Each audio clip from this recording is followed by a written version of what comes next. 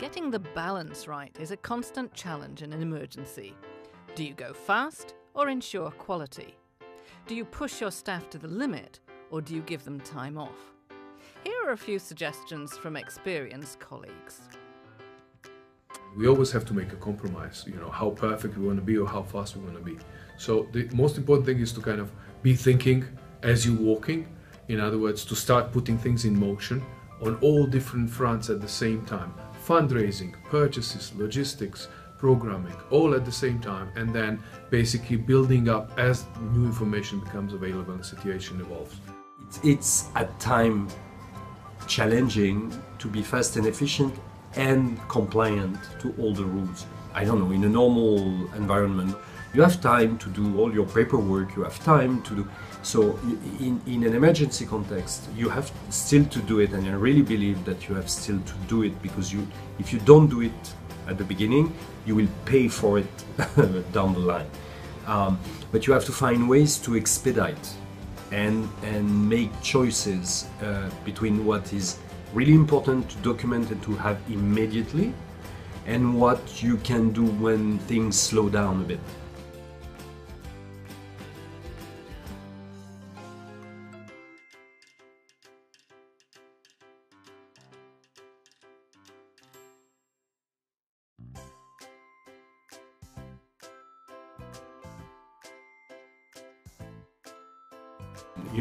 In emergency response, everybody is working a lot, under a lot of pressure. So you have all that part of stress for the staff, linked to the situation plus the workload.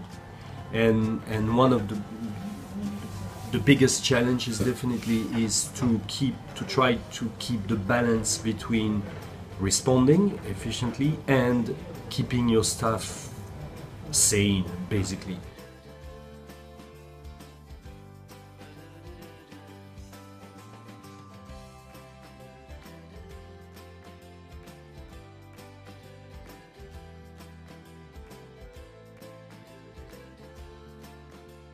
Even with the best designed program, you're bound to hit bumps in an emergency, the unexpected challenges that make it difficult to reach your objective.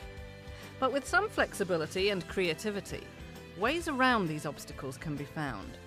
Here are just a few examples. And then we had to deal with this rebel group. This rebel group had their own agenda, which was not in any way related to humanitarian support. Very difficult for us to gain access to people who required support. Very difficult for us to gain access for our food to move. Very difficult to negotiate the passage of our food without having to pay, shall I say, taxes to the local militias. Which required a great deal of negotiations with these people, a great deal of highlighting the political implications of not supporting humanitarian efforts, and for which they were almost non-conversant. They had no clue about that point of view from a governance point of view and their obligations towards humanitarian assistance.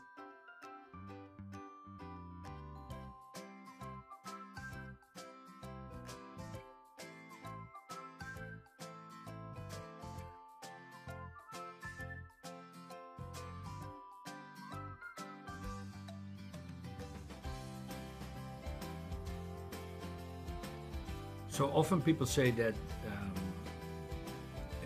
it is the personalities. If you know the head of program, or you like him or her, and it's easy to work, whatever. So of course that's very important. But it's if the structure is clear, then it should not matter. You don't want to have a structure that is too rigid, like a harness. That doesn't. You will probably lose flexibility and agility, because you want also to use the talents of certain people, especially in emergencies.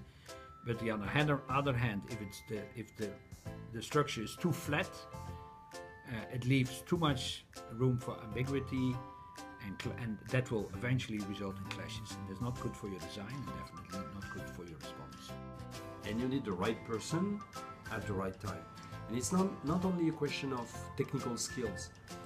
Some individuals, and here there's no judgment, we are all different.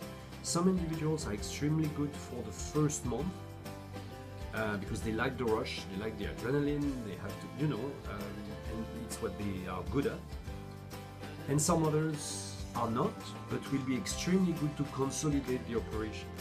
Like learning to ride a bike, once you're able to maintain your balance and overcome the bumps along the road, you'll be on your way to leading a successful emergency operation.